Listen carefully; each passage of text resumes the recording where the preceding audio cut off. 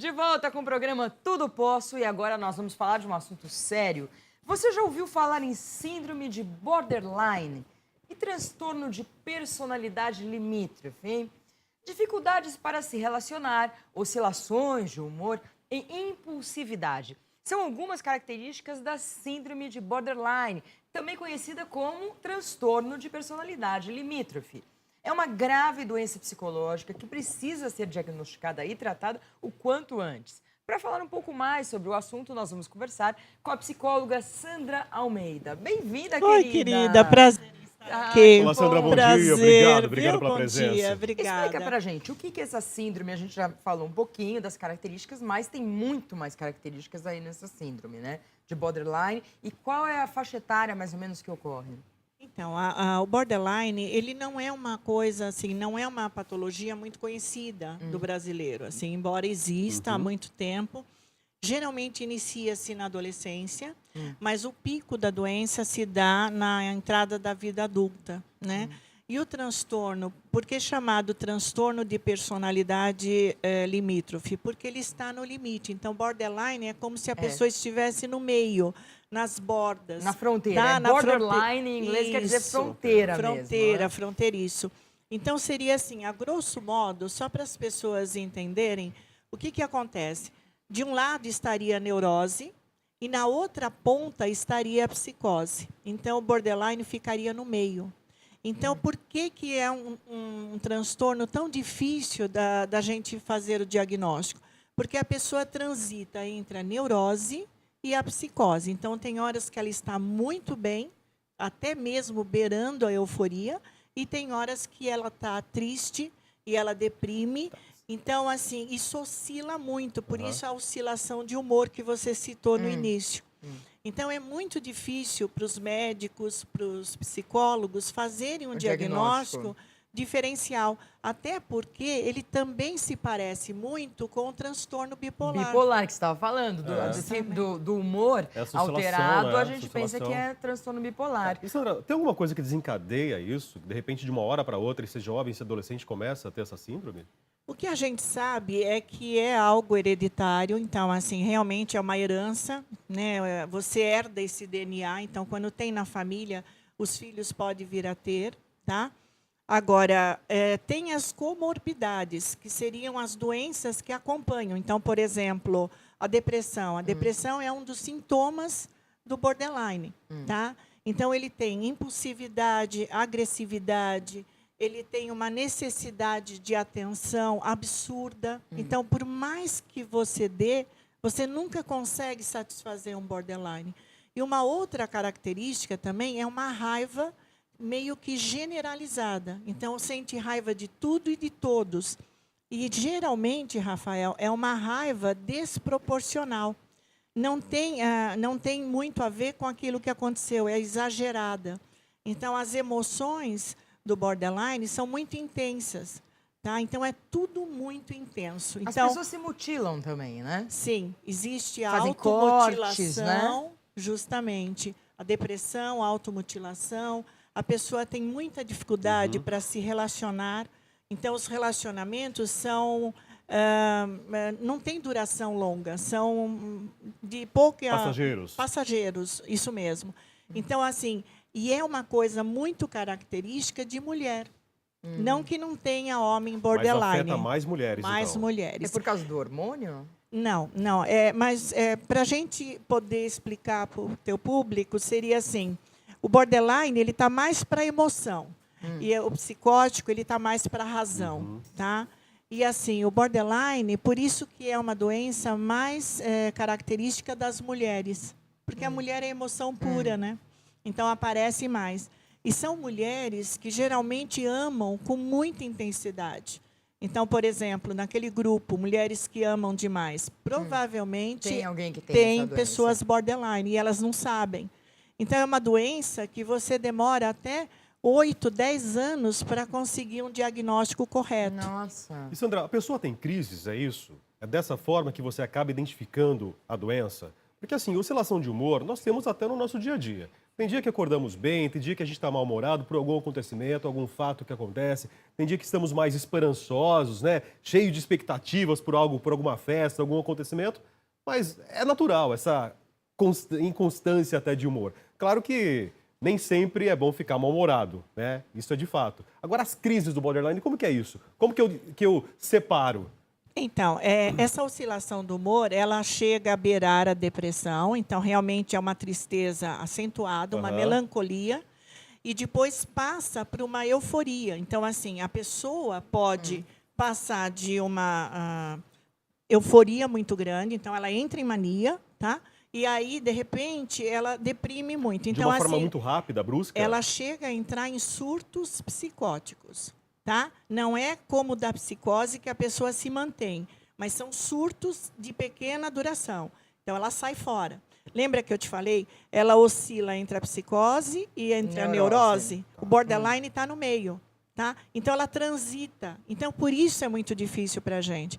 Agora, uma outra característica muito interessante, assim, para a gente poder fechar diagnóstico, eles têm um sentimento crônico de vazio. Então, é sempre uma tristeza, assim, beira a melancolia. Então, assim, nada está bom, nada satisfaz, porque você ter momentos de tristeza... É comum, ainda mais no mundo que a gente vive hoje, né? Então, você está um dia mais eufórico, você está muito alegre, ou outro dia você está muito triste, mas isso é normal. No caso do borderline, ele é uma pessoa que, geralmente, assim, ela sufoca o outro, porque o nível de dependência é total, ela não tem vida própria, ela vive a vida do outro. E nessa de viver a vida do outro, ela se dedica 100%. E depois, ao mesmo passo que ela se doa, ela cobra.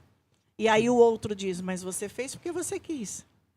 Então, existe uma dependência emocional muito grande. Né? Então, são pessoas que cansam as amigas, cansam os parceiros, cansam os colegas de trabalho, a família. Né? Porque tudo no borderline é muito intenso. E são as pessoas, as famílias, os familiares ali que vão identificar que a pessoa está doente? É isso? As pessoas mais próximas? Olha, geralmente, as pessoas vão dando alguns toques. Então, assim, os colegas, olha, você não está legal, né? Você está muito intolerante. Você não está oscilando muito de humor. A sua tolerância à frustração é muito baixa. Né? São pessoas que têm explosões. Então, assim, explosões de raiva desnecessariamente desproporcional ao acontecido, ao ocorrido. Então, essas explosões geralmente acontecem sempre com os de casa. Com os de fora, são pessoas muito simpáticas. Então, eles são agradáveis, são generosos, são agradáveis. Então, você, na rua, você não identifica muito quando você vê esporadicamente a pessoa. Agora, se você, no contato mais íntimo, né, com as pessoas que você tem um convívio mais próximo, aparece, porque são explosões de raiva mesmo. Né? Então, assim, nada é suficiente para agradar o borderline.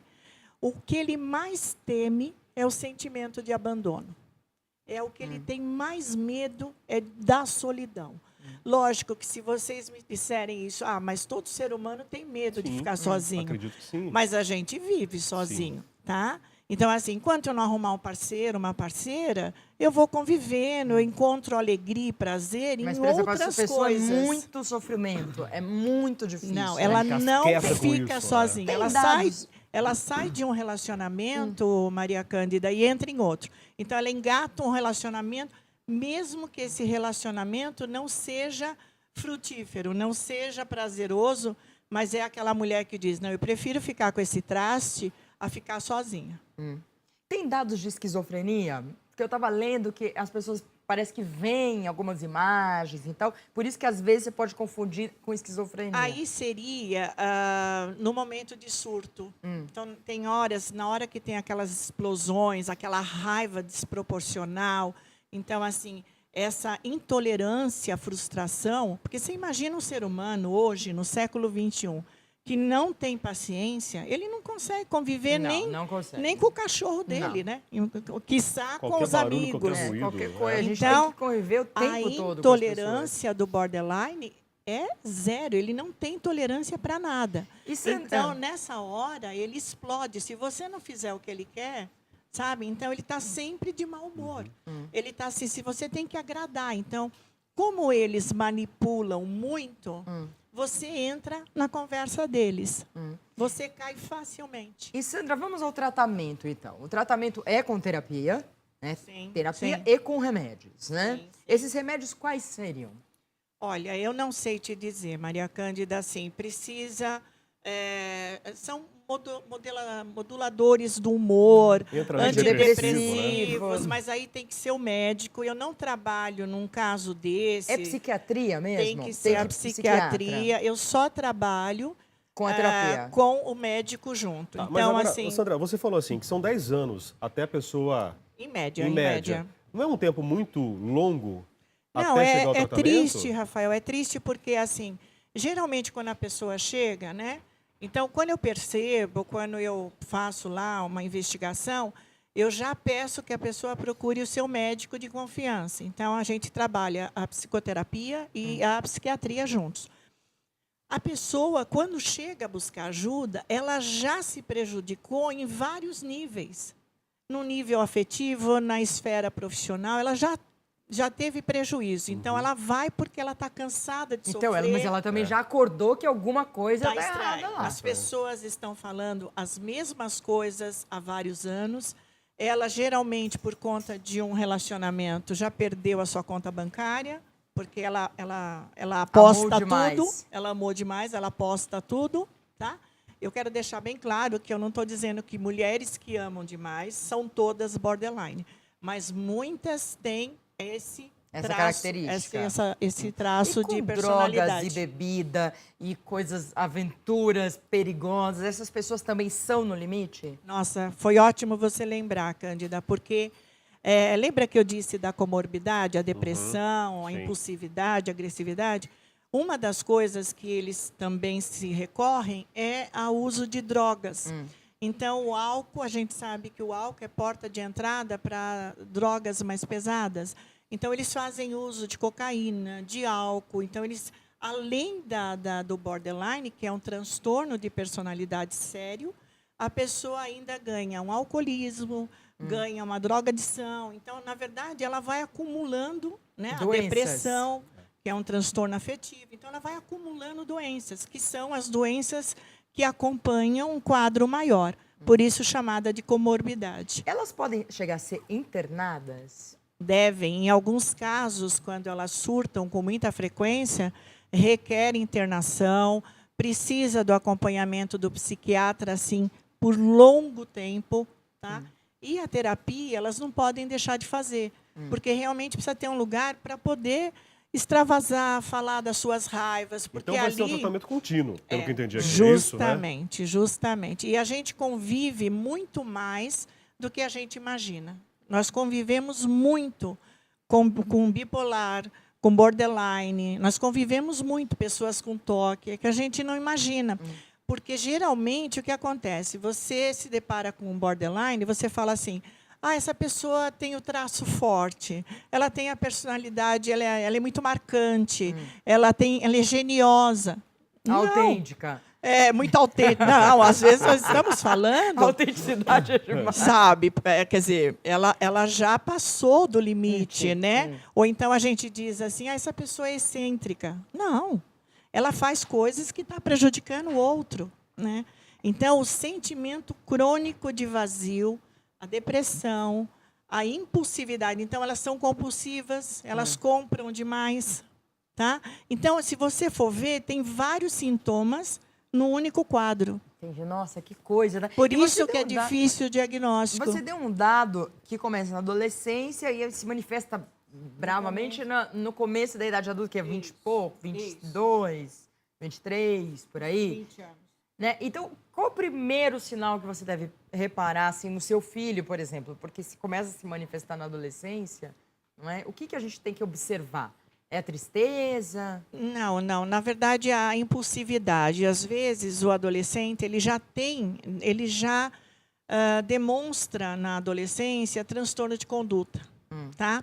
O transtorno de conduta, ele pode, lá na frente, levar a um toque, a um transtorno bipolar, a um transtorno de personalidade limítrofe, que é o borderline. Então, o transtorno de conduta. Então, é aquele adolescente que não respeita ninguém, que bota fogo lá no lixo do banheiro da escola, que faz palhaçada, que mata o cachorro na rua. E Sandra, começou o tratamento. Como que é a vida dessa pessoa depois com o tratamento? O tratamento já surtindo efeito. Ela pode trabalhar, volta à sua vida normalmente, pode estudar, ir para a família, constituir uma família, sem problema algum? Não, com certeza requer tratamento. A pessoa tem que fazer um acompanhamento aí longitudinal, tá? Só que, assim, é uma pessoa que precisa se poupar um pouco. Então, por exemplo, não dá para ela trabalhar numa bolsa de valores, onde o estresse ali Tem vai... que sair de locais estressantes. Ela é tem isso. que, se Atitudes possível, estressantes trabalhar devem ser com uma evitadas. profissão mais amena, uma coisa mais tranquila, né? Ela tem que tentar ter uma vida mais próximo da normalidade e não da loucura como a gente vive no dia a dia, né? Porque a gente vive um trânsito caótico, a nossa vida te corre muito prazos apertados. Então, são pessoas que, uma vez medicada e com acompanhamento psicológico, elas podem ter uma vida normal. Agora, o risco dela passar isso para o filho existe. Existe, sim. Existe. Tá. É bem hereditário. Mas provável. passa pelo gene, né? Pelo gene, E é bem sim. provável que ela recebeu isso também dos pais, de uma combinação ali de genes, é isso? É como a depressão, né? certeza. A depressão é Também, é hereditária. hereditário também. Então, Então, assim, é uma herança ruim que a gente herda, né? Mas pelo que eu vi, é uma pessoa que mesmo em tratamento, qualquer situação limite vai colocá-la em xeque e ela pode... É que nem o alcoólatra, né? Não pode beber, não pode beber. Porque se primeiro der o primeiro gole, aí dançou. Nesse caso, né? o apoio da família, dos amigos, é importante demais, né? Não, é importante que a pessoa, o parceiro ou a parceira tenha ciência do que acontece, não precisa esconder. Eu penso que ninguém tem que se envergonhar por estar doente. Ninguém pede para ficar doente, né? Isso acontece, infelizmente. Agora, eu tenho que lidar da melhor maneira possível, né? A gente precisa buscar correr atrás do prejuízo. Então, o que existe de novidade em termos de medicação? Quais são as terapias que podem me auxiliar? Quem eu preciso comunicar? Então, vou comunicar à minha família que eu sofro disso. Então, a gente tem que jogar limpo com as pessoas que nos amam, né? Não adianta você fazer de conta que não está acontecendo, né? É uma coisa que, assim, é tratável. Hoje não se fala ainda em cura, mas elas podem conviver normalmente. A gente convive normalmente com borderline, mas são pessoas explosivas demais e muito dependentes do outro. Perfeito. Então, Sandra, muito obrigado Obrigada. pelos Obrigada, esclarecimentos. é verdade. Para mim foi novidade. Eu confesso que eu nunca tinha ouvido falar desse termo borderline. Não é eu muito sei que comum existem mesmo. vários transtornos realmente no comportamento das pessoas, mas foi novidade. Por isso que foi Acho que o público de importante casa, a gente prestar público de casa atenção. também com certeza gostou. Sim. Agora eu vou dar uma dica importante para você. Você sabia que seu carro novo está mais perto do que você imagina? É verdade. Ligue para 0800 940 1585 e garanta já o seu carro novo pelo consórcio Embracon. Com o consórcio Embracon, você adquire Volkswagen Gol a partir de R$ 372 mensais. Ou, se preferir, o Chevrolet Onix, pagando parcelas a partir de R$ 434. Tem também o Hyundai HB20 por apenas R$ 496 por mês e muitos outros carros. Não perca tempo não. Ligue agora para 0800 940 1585, mas tem que ser agora. E conquiste seu carro novo sem pagar nada de juros. É isso mesmo que você ouviu, sem juros. No consórcio Embracon é assim. Você recebe atendimento de primeira e pode escolher um plano que cabe no seu bolso. Olha que maravilha! Tudo sem burocracia. Ligue agora para 0800 940 1585 e conquiste o seu carro novo com a Embracon. A gente vai fazer um intervalo bem rápido, nós já voltamos com o programa, tá muito bom.